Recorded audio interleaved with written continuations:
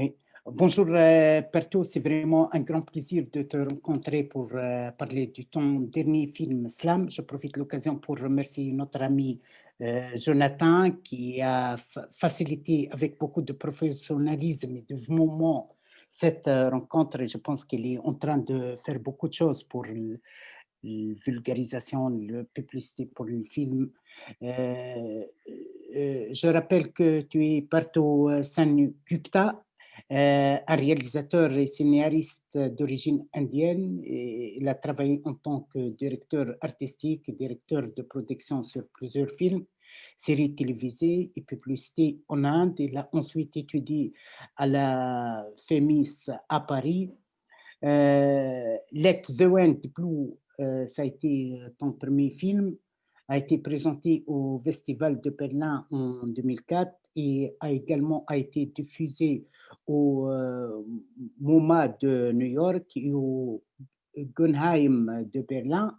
Son second film, ton second film, Sunrise, sorti en 2014, a été projeté au Busan International Film Festival qui a à Tribeca, Munich et à Londres. Slam, il est ton troisième film, une coproduction France-Australie, fait sa première au Talent Plaque Night Film Festival en 2018, puis est présenté au Sydney Film Festival en 2020, en 2019, 2021, le confinement. Alors, tout d'abord, j'aimerais bien, Pertou, qu'on projette plus de lumière sur ce film qui, bien évidemment, sera le sujet de notre rencontre, d'où est née l'idée de Slam. Bon, l'idée de slam pour moi, je pense que c'est mon propre histoire. Donc, quelque part, je suis fils de réfugié, je suis immigré et je suis donc issu d'un peuple colonisé. Donc, toutes ces histoires se mélangent avec mon personnage principal, Tarek, qui est un Palestinien qui a été obligé de partir de son pays et en fait sa maman est partie et est venue vivre en Australie.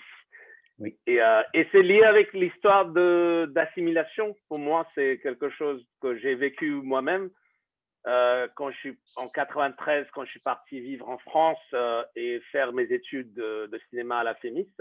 Oui. Et après, je suis resté en France, j'ai fait ma vie là-bas et je suis devenu français. J'ai appris à parler, je vivais bien ma vie là-bas. Et je me voyais assimilé à la vie là-bas. Mais au bout d'un certain temps, j'ai découvert que je ferai jamais partie de ce pays. Je serai toujours l'étranger qui est venu vivre ici. Et je pense que c'est pour moi le base de mon histoire avec Slam. Et quelque part, l'histoire de Tarek qui fait tout pour être australien. Mais cet événement tragique qui arrive dans sa vie, la disparition de sa sœur, tout d'un coup, il est plus australien, il devient le frère d'un terroriste, d'un islamiste. Et tout d'un coup, il dit, mais ma vie, ça se bascule en fait, le fait que j'étais assimilé, que j'étais australien et que j'ai tout fait bien, euh, n'existe plus. Oui. Et c'est pour moi une histoire que j'ai écrite. Bien sûr, je ne suis pas musulman, donc je suis de naissance hindoue. Mais pour moi, c'est un lien que j'ai avec d'autres gens, d'autres immigrés, d'autres gens comme moi. Et j'ai pensé, en fait, quand je suis arrivé, donc j'ai immigré en Australie il y a 8 ans, et quand je suis arrivé, il y avait beaucoup, en fait, des descentes de police et tout ça, les jeunes musulmans qui étaient arrêtés souvent, juste parce qu'ils avaient partagé des choses sur l'Internet, ou comme donc le personnage d'Amina dans le film, qui est c'est une slameuse qui a comment dire, une voix politique assez dérangeante quelque part, on va dire. Et elle est présente sur les réseaux sociaux, et elle est bien sûr méprisée par des gens. Et et donc, en fait, il y a toutes ces histoires qui sont des histoires qui sont liées à moi, hein, quelque part. Et j'ai transmis tout ça dans cette histoire de Tarek et de Amina. Oui, Et je l'ai inscrit dans cet espace assez étrange parce que pour les gens, l'Australie, c'est quelque chose de très loin. On n'a pas vraiment beaucoup d'informations sur l'Australie. Le cinéma australien montre toujours ce cinéma un peu, comment dire, un cinéma de bush, donc cinéma fait dans le désert. Et c'est la western. première fois, voilà, la première fois, j'ai essayé de, donc pour moi, c'était, et pour l'Australie, je pense que c'était une expérience de parler des choses qui nous lient avec d'autres pays dans le monde. En fait, l'histoire de Tariq peut se passer en France, en Suisse, aux Oui. États-Unis ou en Angleterre. Et voilà, donc quelque part, ça devient une espèce d'histoire universelle. Mais c'est une histoire, je vois avec le film, très difficile à faire avaler aux gens. Donc, Oui. les gens sont dérangés par ce film. Oui. Partout, est-ce que défendre le droit des musulmans à la parole libre et à l'existence respectée, combattre l'assimilation et la confusion de l'islam avec le terrorisme, avec le montée des partis et mouvements nationalistes, entre les guillemets, au discours xénophobe qui font de l'islam leur cheval de bataille dans les discours médiatiques? Ce n'est pas un risque auquel le cinéaste s'expose aujourd'hui. Ben, moi, j'ai vu bien avec ce film parce que je pense que le cinéma est quelque chose de très, en fait, il peut être très politique. Donc, soit c'est politique parce qu'il n'y a pas de politique, ou soit c'est politique parce que on prend parti de quelque chose. Et là, moi, je prends parti dans Slam des musulmans. Donc, les musulmans que j'ai connus, je connais des amis à moi, des gens autour de moi qui souffrent de qui ont souffert pendant cette période, beaucoup souffert pendant cette période et continuent à suivre. Juste avant-hier, la police ici, ils ont tiré sur un jeune soudanais et au début ils ont dit ah non c'était pas lié au terrorisme. Maintenant depuis ce matin ils disent ah non il avait des liens terroristes, mais personne ne sait si c'est vrai, mais et je pense que c'est quelque chose qu'on n'a pas envie de raconter, on n'a pas envie de dire, mais et ça se passe tout le temps, on est tout le temps en face de ce genre ça devient des faits divers. Donc des histoires de musulmans, ça devient des faits divers. Et pour moi, je pense que j'ai pris quand même un risque à faire ce film parce que euh, je suis repoussé par beaucoup de gens. Les festivals, ils ont peur du film. J'ai eu beaucoup de mal à faire montrer ce film Commercialisation. dans les festivals, oui. Et heureusement, bon, comme c'est une coproduction avec la France et Jonathan Musée de Vania Peach, lui, moi, je suis assez fier que lui, il prend le film et il essaie de faire ce qu'il peut. Il diffuse, il est là, il est en train de vraiment. On ne sait pas, bon, le film, et normalement, il va sortir le 20 janvier, mais Je t'assure, bon, il est partout, Jonathan. Il est il est partout, partout. voilà. Et il fait, moi, je suis Il est loin comme et je Ellie. regarde de loin et je vois qu'il est vraiment, il est engagé, il est vraiment Ouais. engagé et il n'a pas peur. Et j'ai vu sur Facebook, c'est quand même, il y a des gens qui attaquent le film déjà, ils ont pas vu le film, mais ils attaquent déjà le film. Par les images qu'ils ont vues ou même le petit texte qui est sous les images. Il y a les gens d'extrême droite qui sont en train de déjà attaquer le film. Oui. Euh, Donc oui, il y a un danger, il y a un danger. Je pense qu'il y a un danger parce qu'on vit dans un monde très polarisé à ce moment. Et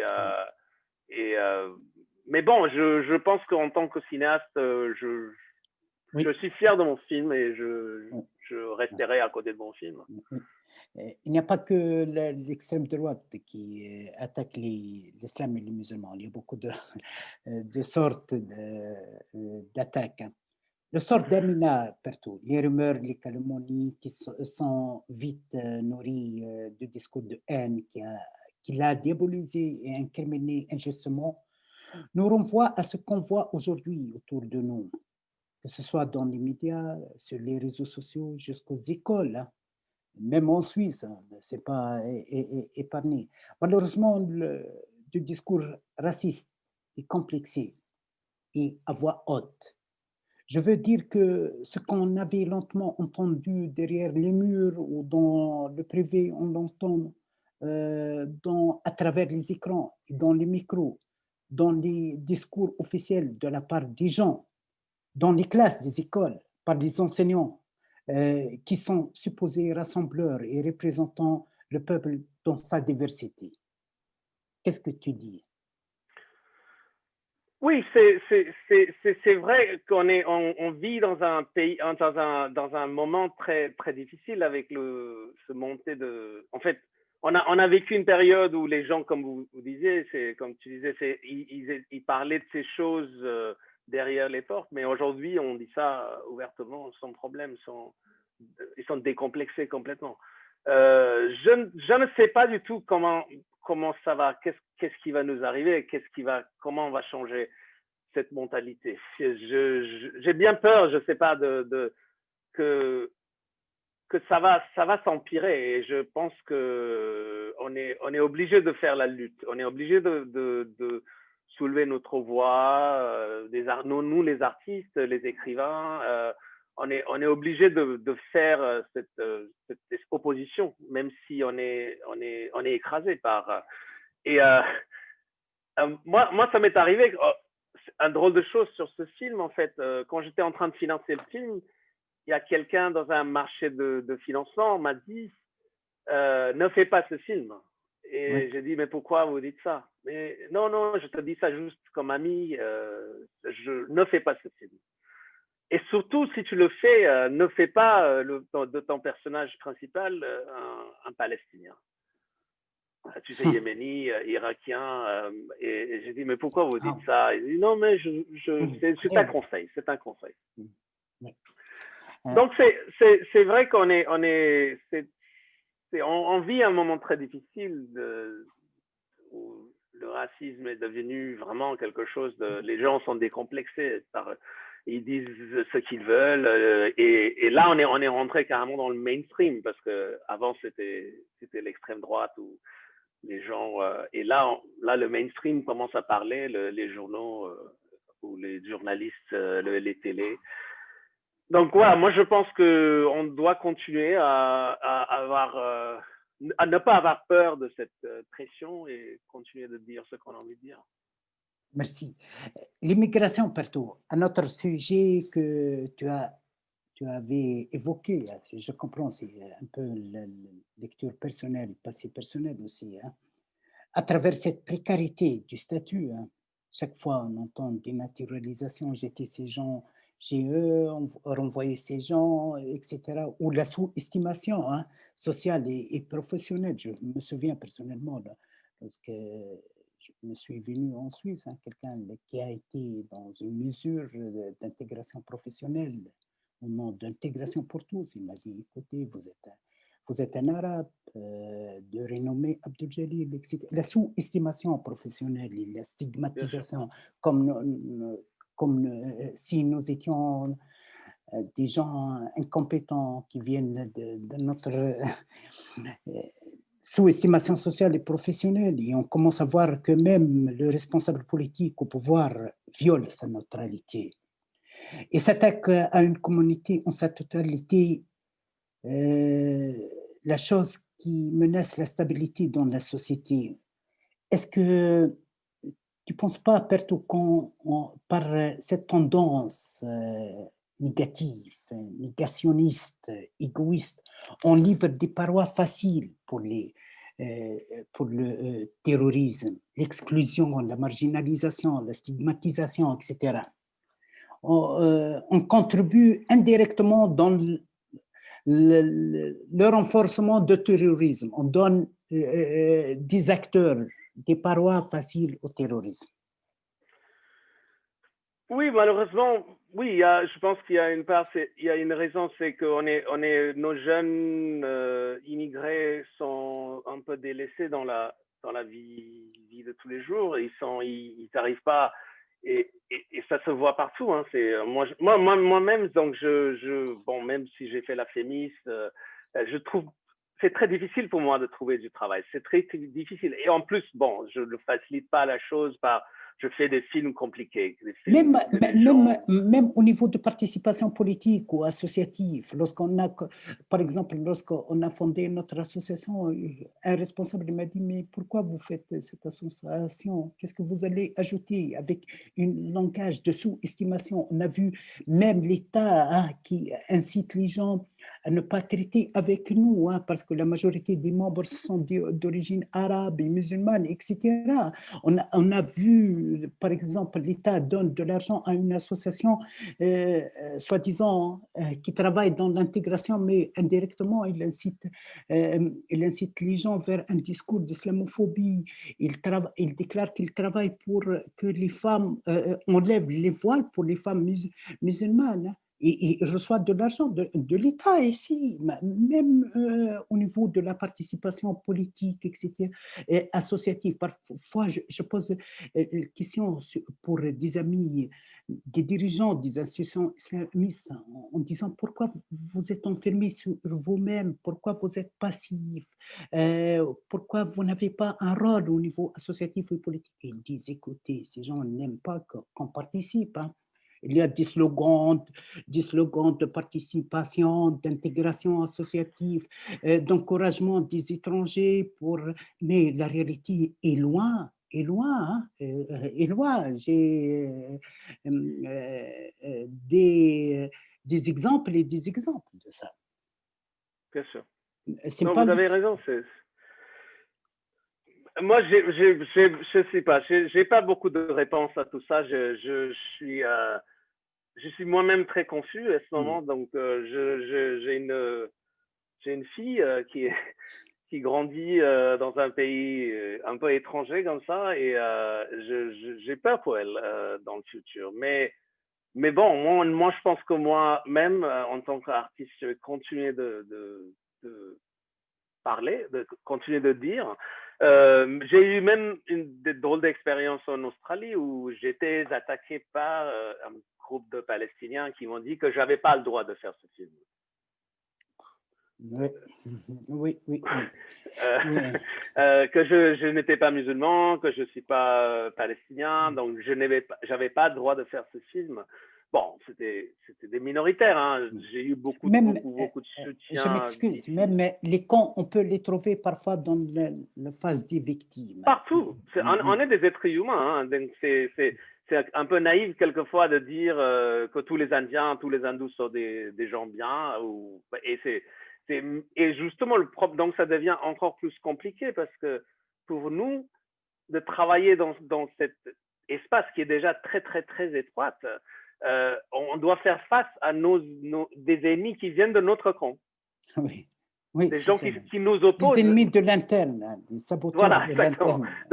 On est obligé de déjà faire face à eux, parce que eux, en fait, c'est le premier. Parce qu'ils disent, oui, mais là, j'ai rencontré une personne d'origine palestinienne, australienne, qui dit, oui, mais ton film, il n'est pas très bien. Et pourquoi tu as fait ce film? Je dis, pourquoi j'ai fait ce film? Parce que moi, je suis né en 65. Moi, j'ai grandi avec l'idée de solidarité. Et la solidarité, c'est quelque chose, je ne suis pas obligé d'être musulman pour être à côté d'un musulman avec qui il y a une injustice. Je serai toujours là. Je serai toujours là avec toutes les personnes qui se trouvent dans une situation d'injustice. Et si je peux faire quelque chose, je serai à côté d'eux. Et pour moi, c'est la solidarité entre l'être humain. Et je ne comprends pas en fait, c'est très à la mode à ce moment, c'est de identity politics. On dit, voilà, il faut être palestinien, femme palestinienne pour travailler sur un sujet de Amina. Sinon, vous ne pouvez pas faire ce film. Oui. Le personnage de Tarek fait bien ressortir la thématique de la crise d'identité dont souffrent beaucoup d'enfants, voire d'adolescents. Il est devenu australien plus que les Australiens. Bien sûr. Comme beaucoup d'adolescents, des jeunes de la deuxième génération qui se trouvent tiraillés entre deux cultures et deux systèmes de valeurs opposés et qui les oblige à faire des choix parfois radicaux, faute d'acceptation, n'est-il par la preuve des manquements des sociétés d'accueil? Oui, on est obligé. C'est arrivé à tous les peuples qui ont été acceptés dans un autre pays. On est obligé de dire, on est obligé de. Il y a un moment, on est obligé, on est face à une situation où on est obligé de dire, est-ce que vous êtes avec nous ou est-ce que vous êtes avec eux? Et c'est et c'est une espèce de choix très difficile à faire parce que qu'est-ce que ça veut dire avec eux ou avec nous? Euh, Parce que y a pas, c'est comme si c'était noir et blanc. Il n'y a pas de, il y a, y a pas de grisaille au milieu. Il n'y a pas de, il y a pas et ça, c'est justement l'histoire de Tariq. Tariq est quelqu'un qui est né, donc sa maman est venue de Palestine. Elle a bien beaucoup travaillé. Elle était enseignante là-bas, mais elle a fait le travail de, elle a travaillé de bonne, elle a fait, qui Association. n'est pas une histoire très original, dans le sens que ça arrive partout dans tous les pays du monde avec les immigrés. Et Tariq a décidé à un moment, non moins, en fait, la seule façon de survivre ici, c'est de devenir comme eux. Et il fait tout, il a tout fait. Et moi, j'ai tout fait. Et je connais beaucoup de gens qui ont beaucoup tout fait pour faire partie de de montrer aux pays d'accueil qu'on est, regardez, on a fait tout ce travail, on a fait tout ce travail d'oublier ce qu'on était et on devient comme vous. Oui, oui. Je peux reconnaître tous les différents types de fromages. Je connais les chefs-lieux de tous les régions. Mais malgré tout ça, on est obligé de, chaque fois qu'on va, Oui, éviter moi les je monte dans un sujets. taxi, je monte Ouais, dans un taxi. Alors monsieur, venez de où? Bah, je oui. viens de. Éviter les sujets un peu sensibles, hein, manger le Exactement, porc, le conflit israélo-palestinien, hein. exactement, exactement. Donc on est toujours en train de marcher sur les œufs. Oui, Et ça, donc j'ai voulu montrer ça. Donc en fait, c'est Tariq et Amina, c'est des frères et sœurs, mais c'est vraiment l'opposé du même personnage. oui, C'est lui, il est devenu, il dit, moi je vais faire partie de ce pays, je vais tout accepter, il fait tout bien. Et elle, à un moment, elle s'est dit non. je suis Moi, je pense engagé. il y a quelque chose qui ne va pas du tout dans ce système et je vais l'opposer. Et je l'ai opposé. En fait, qu'est-ce qu'elle fait? Elle est poète. Elle écrit la poésie. Elle écrit la poésie politique, qui est en fait un droit qu'elle a.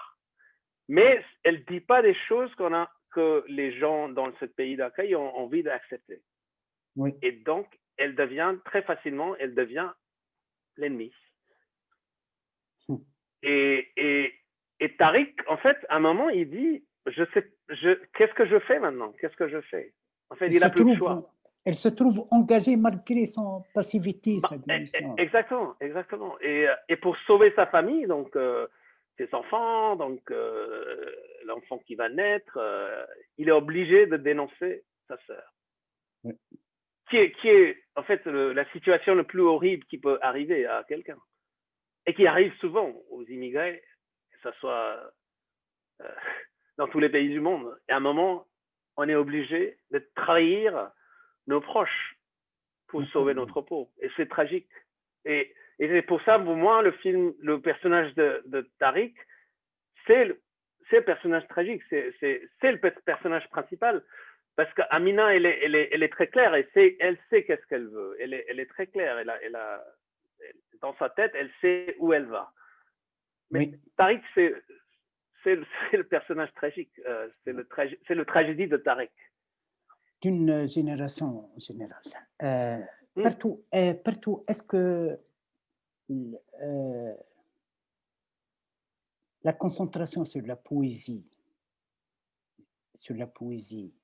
à travers le choix de titre, à travers le choix de poète principal, qui a été une grande activiste féministe, et aussi le slam, euh, indirectement sur quelques façons et expressions artistiques comme le jazz, le rap, etc.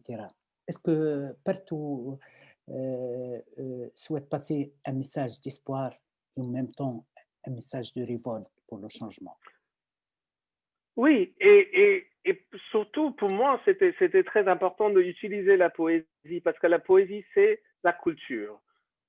Donc, Amina est un personnage, en fait, on voit ça dans sa chambre, elle a des livres, elle a étudié, c'est une intellectuelle, et elle utilise la poésie dans la langue de ce pays étranger, donc le langue de l'étranger. Elle fait pas sa poésie en arabe, mais en anglais. Et en fait, elle utilise, c'est pour moi, donc quelque part, c'est aussi une question, c'est une assimilation, parce qu'elle est assimilée à la langue et dans cette culture, elle utilise la langue du colonisateur pour parler de sa révolte, de sa culture quelque part. Donc c'est intéressant parce que Tariq est assimilé un autre sens et elle aussi elle est assimilée. Elle est assimilée parce qu'elle utilise l'anglais comme langue. Elle utilise la poésie qui est la culture. Hein. Donc sa rébellion, sa révolte et la beauté de la langue est présentée dans sa poésie. Et pour moi, donc le slam, et quand je suis arrivé en Australie, j'étais invité donc en banlieue où j'ai tourné le film. Donc il y avait ce concert de slam et je voyais toutes ces jeunes femmes. Et en fait, l'inspiration du film, c'était une femme musulmane qui était montée sur le stage et qui m'avait présenté. Et quand je la regardé, j'ai dit, mais c'est incroyable parce qu'elle a ce pouvoir dans sa parole, mais elle utilise l'anglais. Oui. C'est quand même, c'est pas sa langue. Donc, quelque part, elle maîtrise bien la langue. En fait, elle est assimilée. Oui, oui, oui. Elle est assimilée. Derek, pour finir, est-ce que je pense que le personnage de l'oncle Télis, un souhait de dialogue, hein, représente une émanation de dialogue entre la communauté musulmane et l'autorité publique. Un vrai dialogue avec des gens qui maîtrisent les coulisses de la communauté, qui maîtrisent la compréhension du fonctionnement de l'islam et de la communauté musulmane. Ce n'est pas un dialogue artificiel ou avec des gens guignols. On commence à parler, par exemple, en France, sur la chalgoumisation en référence à l'imam Hassan Chalgoumi. Vraiment, il donne un exemple parfait pour l'État français de dialogue. On discute avec des gens qui ne maîtrisent pas ou des gens qui profitent de leur statut pour des raisons politiques, etc. Et on commence après de parler, de diaboliser l'islam politique. Mais qui a encouragé l'islam politique en établissant un dialogue avec des profiteurs, je m'excuse, des gens qui aiment profiter de l'islam pour des buts politiques, etc. Est-ce que, est-ce que tu appelles à un dialogue avec la communauté musulmane, à une compréhension étatique officielle de la communauté musulmane? Oui, mais moi je pense que oui, le dialogue est très important, mais on ne peut pas. Le problème, comme je montre dans cette conférence de presse, il y a des gens, il y a des pourparlers musulmans qui sont derrière Tariq, que l'oncle Denis a organisé. C'est le lien entre la communauté et l'État. Oui. C'est chez eux le Premier ministre australien ira pour l'Iftar. Oui. Mais pour moi, le problème, c'est qu'est-ce que ça veut dire la communauté musulmane ou hindoue? Qu'est-ce que ça veut dire? Qui sont ces gens? Parce que nous aussi, on a des gens différents. On a des gens. C'est pas une bloc solide. On n'est pas figé dans des idées. Et c'est ça le problème, je pense, que de ces associations qui représentent les communautés. C'est que c'est certaines pensées, de certaines façons de penser. Mais dans la communauté, il y a beaucoup de différents types de pensées. Et ça, c'est jamais représenté. Donc, on parle de démocratie, mais il n'y a jamais de démocratie dans ces associations. C'est toujours des gens que l'État pense est favorable à une certaine idée qu'eux, ils ont décidé. Oui. L'intégration sur... Oui. Oui, une idée qu'ils ont formée. C'est leur idée. C'est pas notre idée. Oui. Oui, l'État a décidé que, voilà, les musulmans, les hindous, eux, ils vont être comme ça. Donc, bon, Eid, il y aura Iftar, on va manger, c'est bon. Il y a les hindous, on va faire Diwali, on va faire et on va manger des gâteaux et voilà. Et ça reste. Et comme si nous, on vient des pays où il y a la droite, gauche, l'extrême droite. Dans tous nos pays, ça existe. Il y a une espèce la politique est très complexe. Par contre, quand on vient dans un pays étranger, on devient un espèce de monolithe. On est tous pareils. Oui. Oui. Et les gens commencent à se comporter comme ça. Ils s'habillent dans la même façon, ils parlent dans la même façon. Et des gens qui sont opposés à ça, ils sont jamais invités, ils disparaissent en fait. Ils sont là quelque part. Bien sûr, je connais ici des gens comme ça, mais ils sont jamais invités. Ils ne vont jamais là. Leur voix est considérée comme une voix anti-establishment. Oui. Merci beaucoup, Partou. Ça a été un plaisir pour moi ce matin et cette fin de journée pour toi de discuter avec toi sur Islam. On t'attend prochainement ici en Suisse au nom de la coordination islamique suisse et qui voit des victimes pour présenter le film. Ce sera un honneur pour nous. On reste en contact. J'espère que Islam, ça va donner des autres bébés artistiques et symboliques de ton cinéma engagé et humain. Merci beaucoup, Perto. Bonne continuation. Au plaisir. Merci beaucoup. Au revoir, Perto. Merci Abdel Jalil. Merci beaucoup et bonne journée. Merci. Au revoir. Merci beaucoup. Merci.